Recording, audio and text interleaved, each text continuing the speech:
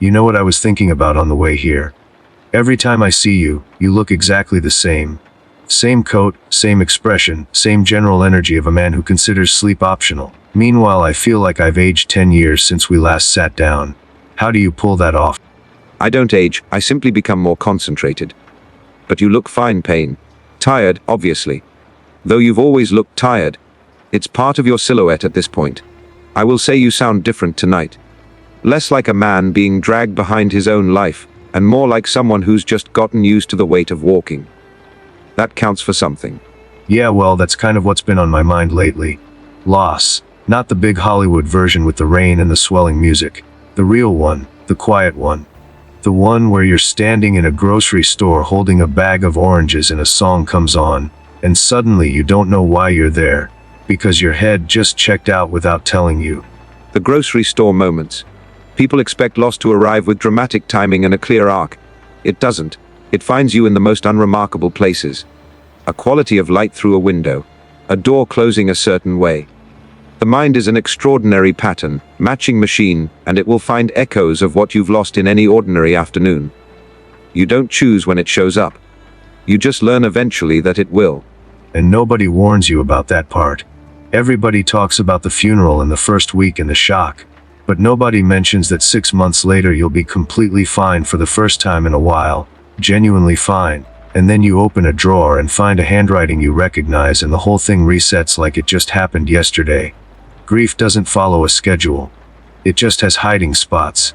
And it is more patient than you will ever be. I spent years convinced I was above all of it. I filed loss under distraction, something that derailed people who lacked the discipline to compartmentalize. And I was very convincing, even to myself. Until I wasn't.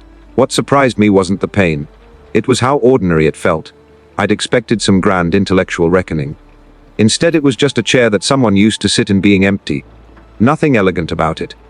Just empty. People want loss to be poetic because that would mean it has structure. Something you can hold. But most of the time it's just absence. Your body keeps turning toward a person or a place or a version of your life that moved on without updating your nervous system. Your head figures it out eventually. Your body keeps checking. Keeps reaching. Like it didn't get the message and nobody knows how to deliver it. The brain processes the death of a loved one through the same neural pathways as a physical wound. The same regions light up. The same chemicals flood the system. Your brain genuinely cannot tell the difference between a broken rib and a life that's been broken in half. I found that oddly comforting when I first learned it.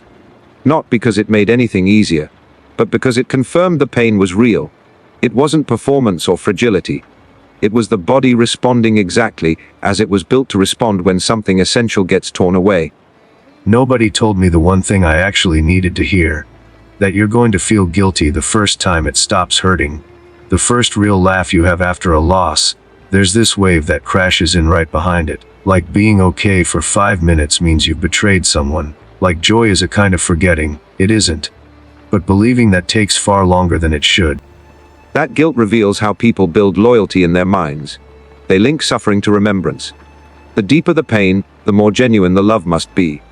So if the pain fades even briefly, the love must be fading with it. But a wound closing has never meant you've forgotten how you got it. I'd argue the opposite. People who let themselves heal tend to remember more clearly. Because they're finally seeing the memory without staring at it through a wall of constant hurt. The hardest thing for me was that the world just kept going. For a while that felt personal. Like the universe was being rude on purpose. You lose everything that matters and your neighbor is out there mowing his lawn and the mail still shows up and people are arguing about where to eat dinner. Nothing pauses. Not even a little. But eventually, and I still can't tell you exactly when it happened, that's the thing that pulls you forward. The ordinary stuff. Regular life being stubborn enough to drag you along whether you're ready or not. There was a stretch after a particular loss where I vanished into casework. Not because any of it mattered especially, but because it gave me structure when everything else had become shapeless. People underestimate the value of simply having a next thing to do. Not a calling. Not some grand realization. Just a next thing. Boil the kettle. Walk to the end of the block. It sounds almost offensively simple. But when the floor disappears, simple is the only language your body still understands. And that's exactly where people get stuck. They wait for the breakthrough, the big moment, the morning where they wake up and it's finally done. But that morning never shows up the way they imagine it. What actually happens is so slow you almost miss it. One evening you realize you went a whole afternoon without the heaviness, and instead of feeling guilty about it you just notice it. Quietly, no fanfare. And the gaps between the hard moments start getting a little wider, without you even trying. A woman who had lost her husband of 40 years told me something I still think about regularly. She said the loss hadn't made her world smaller. It had made it different. She noticed things she never used to. Rain against a window. Strangers holding doors for one another. She said it was as if loss had stripped away a layer of insulation between herself and everything around her, and now she felt it all more. Not just the grief. Everything. The whole world had become louder. After the worst of it, if you make it through, and you will even on the days when you're not convinced you want to, there's this strange openness. Like a house after a storm tears part of the roof off. Yeah, it's damaged. Yeah, the rain gets in. But you can see the sky from a room where you never could before. Loss takes things from you, nobody's going to argue with that. But it also burns away every lie you'd been telling yourself about what actually mattered and what was just noise. What remains after that is surprisingly sturdy. And it's never the grand things. Not achievement or reputation, or the stories people build about themselves.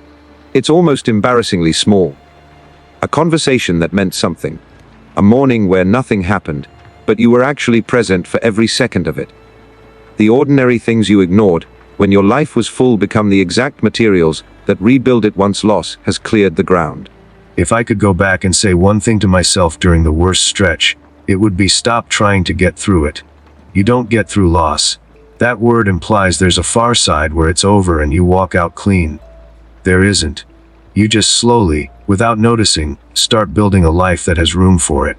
You quit fighting the weight and your body gets strong enough to carry it. And one day you realize you've been carrying it so long it's just part of the way you stand now. You've grown wiser than I would have predicted when we first met. I won't say that twice, so enjoy it. But you're right. The aim was never to solve loss or to outthink it. It's integration. Building a life with enough space to hold both the absence and whatever grows around it. You don't choose between grieving and living. You learn, slowly and badly, and with more setbacks than anyone warns you about, that they were never asking you to pick one. So if you're in the middle of it right now, I'm not going to insult you by saying it gets better. I'll say it gets different. And right now that probably sounds like nothing, but different is enough. It really is. Just get to tomorrow, not next month, not some imagined future where you've figured it all out.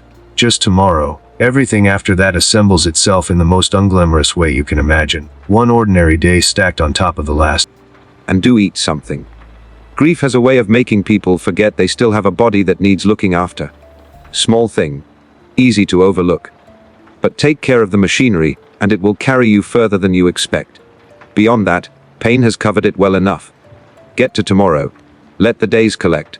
You won't notice the ground forming beneath you until one morning you realize you're standing again. And you can't quite remember when you got back on your feet.